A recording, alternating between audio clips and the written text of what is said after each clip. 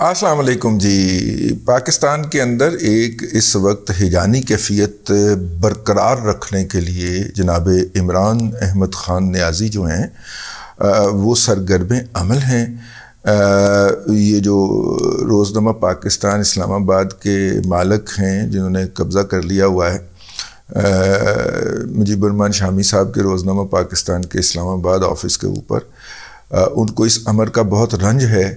کہ جناب عمران احمد خان نیازی کے ساتھ جب نیازی لگایا جاتا ہے تنزیہ طور پہ، تو یہ پوری کمیونٹی کی جو ہے وہ ہارٹ برننگ کرتا ہے۔ تو نیازی صاحب ویسے اس قابل تو نہیں ہے ان کی کسی بات کا جواب دیا جائے، لیکن محترم گزشتہ 10 سال سے گلو بٹ کے کور کے اندر ایک پاکستان کے اندر بسنے والی ایک بہت خوشحال اور خوش پسند، جسے خوشی پسند لوگ جو ہیں، جن کو ہم کشمیرین نسل باٹ یا بٹ کہتے ہیں، جس طرح پنجاب کے اندر جاٹ یا جٹ ہوتے ہیں، اس طرح کشمیر کے اندر اس کے ہم معنی یا ہم مشرب جو ہیں وہ باٹ یا بٹ ہوتے ہیں۔ تو گلو بٹ کے نام کے اوپر جس طرح ایک کمیونٹی کے خلاف نفرت کی ہوا بھڑکائی گئی ہے،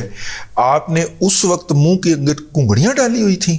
اس وقت آپ کو توفیق نہیں ہوئی، جب اپنی دم پہ آگ لگی ہے تو اب آپ کو یاد آیا ہے، ٹھیک ہے؟ تو بہرحال میں نے کہا میں یہ یاد دلاتا چلوں، بات تو بہت بڑی تھی اور ایسے ہی تذکرہ آ گیا۔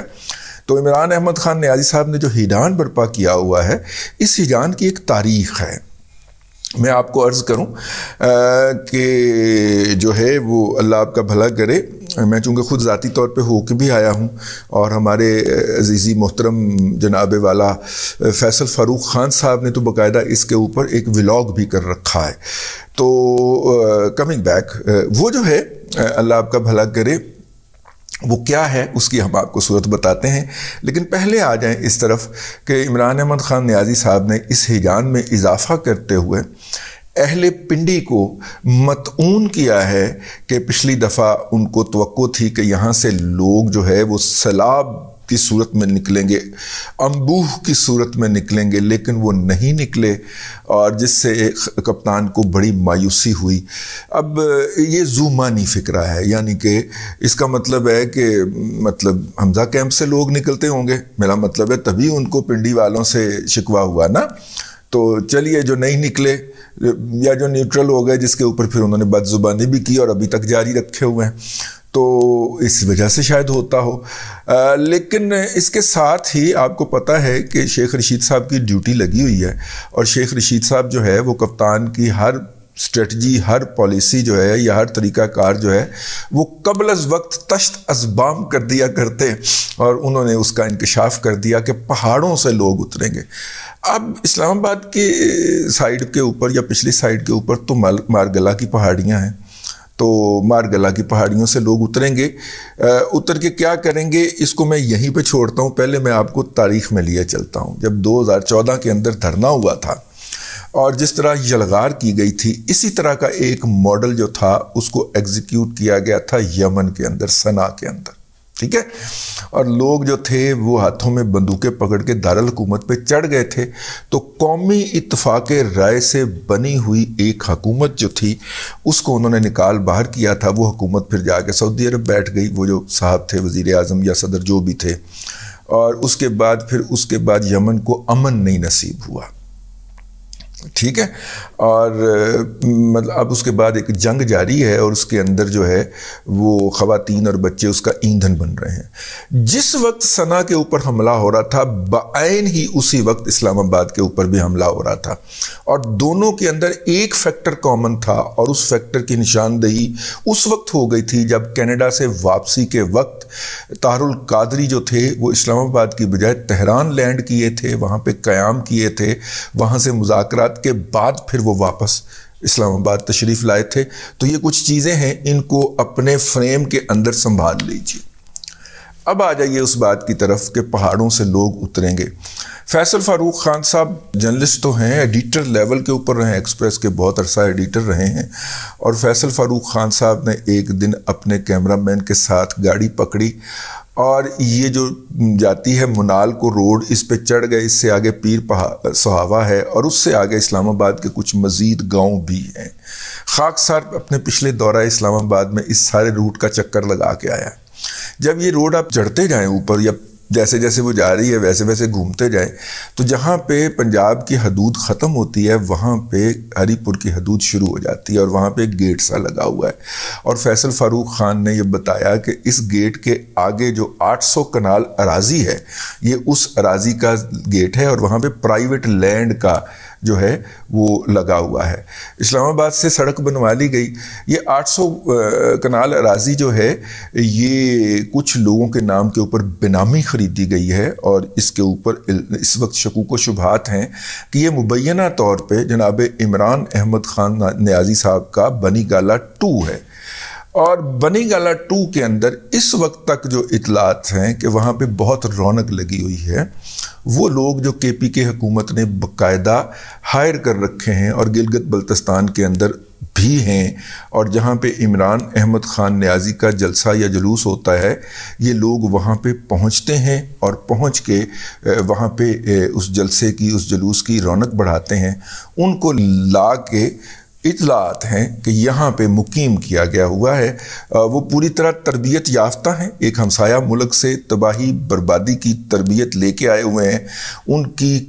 صلاحیت کی اگر آپ نے تھوڑی سی جھلک دیکھنی ہو تو جب عدالت کی زیر سایہ، عدالت کے حکم صاحب کے، مظاہر علی اکبر نقوی صاحب کی انیشیٹو پہ سپریم کورٹ نے جو کہا تھا کہ ہم لکھوا رہے ہیں نا، آپ نہ بولیں، جعلی ڈاکٹر ظہیر الدین بابروان کو کہا تھا نا ایک معزز جج صاحب نے کہ میں لکھوا رہا ہوں نا آپ کے بیاف پہ آرڈر، تو آپ نہ بولیں۔